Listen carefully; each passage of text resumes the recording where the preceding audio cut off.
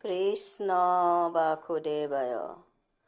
শুনা শুনা সৰ্বজন শুনা মন দিয়া, কৃষ্ণ জন্মাষ্টমীৰ ব্ৰত কথা শুনাব এতিয়া।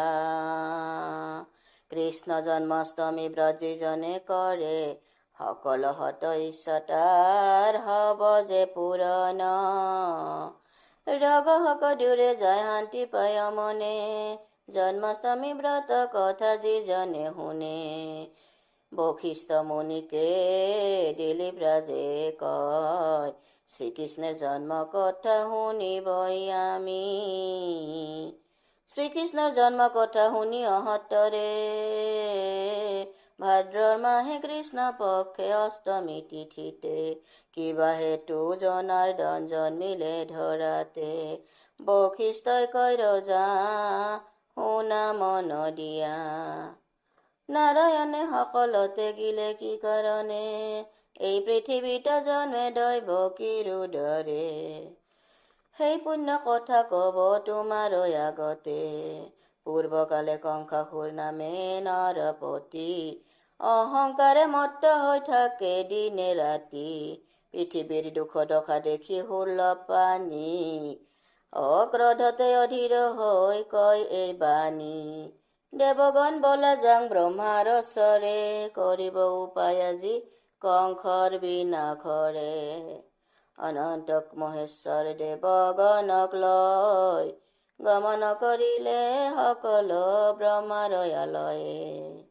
ব্ৰহ্মাই তেতিয়া স্তপে পিষ্টে কৰি আৰোহণ, কি দশা হয়াই আছে দেৱগণৰ। সাগৰ তীৰে স্তৱ কৰে অসুৰগণ, স্তৱে তুষ্ট হইলে দেৱ নাৰায়ণ।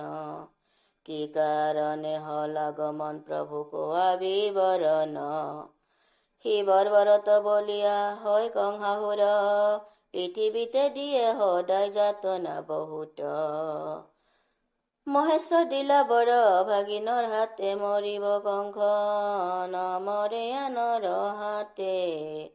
দৈৱকীৰ উদৰে জন্ম গ্ৰহণ কৰি, পৃথিৱীৰ দুৰ্দশা কৰা মোচন। নাৰায়ণে কলে দেৱ মহেশ্বৰক, পাৰ্বতীক লগতে নিব এক বছৰ। এই বুলি নাৰায়ণে উমাক লগতে লয়া, কৰিলা জন্ম গ্ৰহণ। প্ৰভুই দৈৱকীৰ উদৰে, ভাদ্ৰ মাহে কৃষ্ণ পক্ষ অষ্টমী তিথিতে, বুধবাৰ ৰোহিণী নক্ষত্ৰ নিষাধতে, জন্মিলা শ্ৰীহৰি। দশ দিশ কৰিলে পোহৰ শ্ৰীহৰি, ধৰা ধামে শিশু অৱতাৰী। শিশু ৰূপ ধৰি কেনেকৈ কৰিব কংসৰ নাশ, ভাবি পোৱা নাই মনতে অন্তৰ্যামী নাৰায়ণ। অনন্ত ভগৱান হৰিৰ কৃপাই বাসুদেৱৰ খুলিল কলি, মায়াময় শ্ৰীহৰিৰ অদ্ভুত মায়াতে চপালি প্ৰহৰী অচেতন। তপনিত ততালিকে ততালিকে আবিৰ্ভাৱ জগ যখময়ী ভগৱানৰ, যশোদাৰ গৰ্ভে জগ মায়া জন্মিছে ব্ৰিজে। এই বুলি বাসুদেৱ কয় ভগৱানে, নন্দৰ ঘৰে গয়া ৰাখা শিশুক, লৈ আহা জগ মায়াক, জগ মায়া ভগৱতীৰে অৱতাৰ।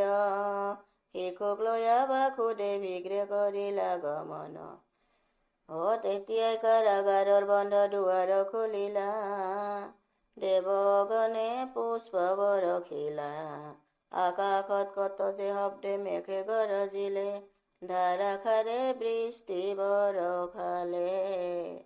স্বয়ং অনন্ত দেৱে সৰ্পৰূপ ধৰি, শিশুৰ মাথাই চাপৰি ছাত্ৰী দৰে মেলিয়া ফন বাসুদেৱৰ লগত কৰিলা গমন। এইভাবে বাসুদেৱ যমুনাৰ পাৰে হলে উপস্থিত, দুকুলাই বাৰিছে বান। বাসুদেৱ ভাবিছে পাৰ হৈ গকুলত কেনেকৈ যাম। হাই কি কৰিব বুলি কান্দিব লাগিলা, অন্তৰ্যামী নাৰায়ণ অন্তৰে জানিলা।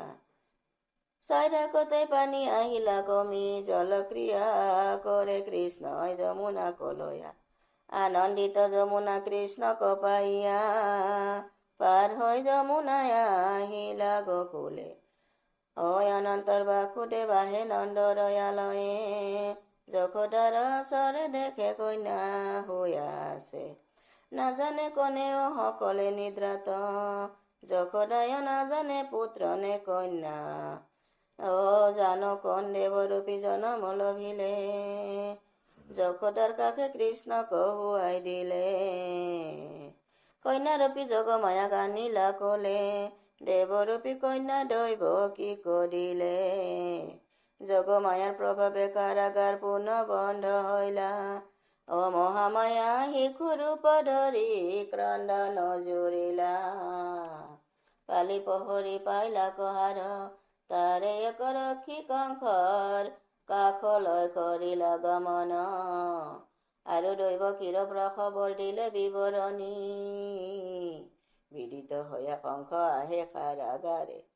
দেখে দৈৱকীৰ কলৈ শিশু কন্যা হৈ আছে। আগ্ৰহেৰে কংসই ঊৰ্ধ্বত ধৰিয়া শিশু ক্ৰোধে তুলি লইলা, দুনয়নে অশ্ৰু বহে দৈৱকীৰ। কাতৰ কৰিয়া কব লাগিল, ৰজাৰ ভৰিতে পৰিয়া। কাতৰ কৰো ৰাজা জীৱন দান দিয়া, কন্যাৰ আমাৰ। সেই কথা নুশুনিলে পাপাচাৰী কংস, শিশু কৰিবলৈ হিলে মাৰি ধ্বংস। ধৰি শিশুৰ ভৰি ওপৰে তুলি লয়, শিলা পৃষ্ঠক লক্ষ্য কৰি নিক্ষেপ কৰিলা। শিশু কন্যা নপৰি শিলে উৰিয়া যাই, শূন্যতে আহি অস্ত্ৰধাৰী ৰূপী ৰূপ লইলা। বলে দুৰাচাৰী কংস, তোক বধিবাৰ বাবে জন্ম লৈয়া আছে যে গকুলে বাঢ়িয়া। এইখিনি কৈ অস্ত্ৰধাৰী মাতা ভগৱতী, চলি গইলা কৈলাশ ধামে পশুপতিৰ ওচৰে। জন্মাষ্টমীৰ ব্ৰত কথাৰ ইমানতে হল সমাপন, জয় কৃষ্ণ চন্দ্ৰ বুলি বোলা সৰ্বজন। জন্মাষ্টমীৰ ব্ৰত যিজনে কৰে সকল হত ইচ্ছা, তাৰে হব যে পূৰণ। ৰোগ হক দূৰে যায় গুচি, আৰু শান্তি পাই মনে, যিজনে শুনে। হে কৃষ্ণ গোলকপতি, কৃষ্ণৰ চৰণে কৰ প্ৰাৰ্থনা। এই অধমক কৃপা কৰা,